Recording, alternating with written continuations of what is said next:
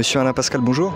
Bonjour. Alors j'ai l'habitude de dire ami croisé bonjour, parce que nous sommes des croisés, donc je tiens à le répéter et à prendre cet engagement et avec tout le monde.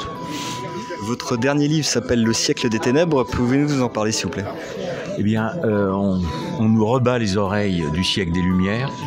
Or, la vraie lumière vient de Dieu, tandis que les lumières du XVIIIe siècle, ce sont les lumières qui viennent des Rose-Croix, qui sont des initiés lucifériens, et ils tiennent leur lumière du porteur de lumière qui est Lucifer. Donc c'est une inversion totale de toute la philosophie antérieure. La culpabilité remonte au siècle d'avant, à Descartes, qui a renversé la scolastique chrétienne, la scolastique thomiste, et les Lumières en sont une suite. Et les Lumières sont catastrophiques pour la civilisation. Elles précèdent la Révolution. Tout le monde sait que l'Encyclopédie est le testament des Lumières et le prélude à la Révolution.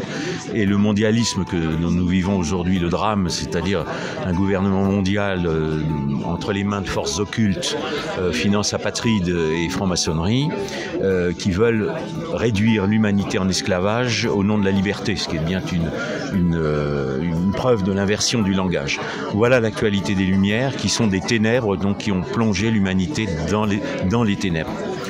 Donc j'insiste dans ce livre sur la naissance de la franc-maçonnerie, puisque c'est un problème majeur, et une analyse des constitutions d'Anderson pour montrer qu'elles sont foncièrement anticatholiques, parce que c'était évidemment tout le sujet, et la perversité de Voltaire, de Rousseau, de Diderot, de l'Encyclopédie, qui sont les ancêtres des droits de l'homme et qui sont des droits de l'homme contre Dieu.